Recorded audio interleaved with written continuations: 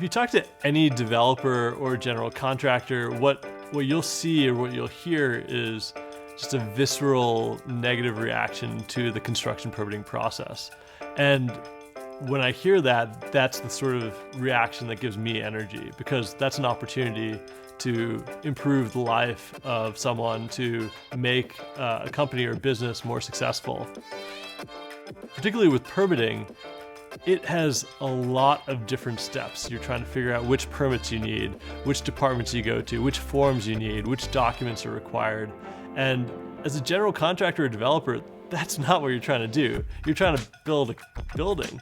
And we take all those I's and all those T's and we help make sure they're dotted and crossed so that our customers can focus on what they care about, which is designing and building beautiful buildings. What PermitFlow does is we take the project scope, map that through our software workflow engine, and map that over to the required permits, the relevant departments, the forms, and the documents required. We then go through a TurboTax-like workflow where we pull information in from different sources to prepare the permit package. We submit that to the municipality, provide monitoring and full transparency to our customers, so they're always proactively in control of their process, so that as the GC or as the developer, you see everything and you see how it's all being orchestrated, but you don't have to manage that day to day while still having that control. So how does a home builder approach permitting? Well, usually it's whoever draws the smallest straw.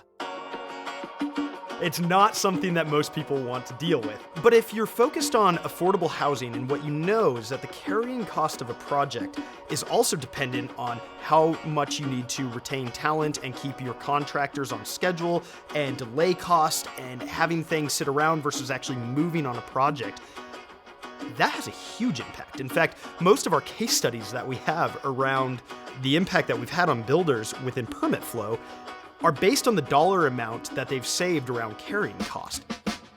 If your goal is to minimize the cost of the affordable housing to the end user or the end consumer, that has a demonstrable impact. It's very significant.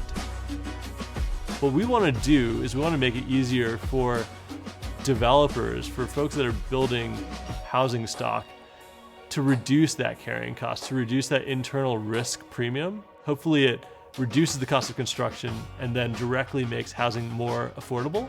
And then also it reduces the ROI so that more projects actually happen. So more construction, more housing actually is created. There's an incredible group of individuals at PermitFlow that own certain aspects of this solution to the problem, and that ownership is very personal for them. It's very personal because they've either seen it firsthand, given their backgrounds, or they understand the impact that it can have on people who actually need affordable housing or projects to stay on scope and on schedule. And it's really interesting to have that type of talent all come together devoted to solving that.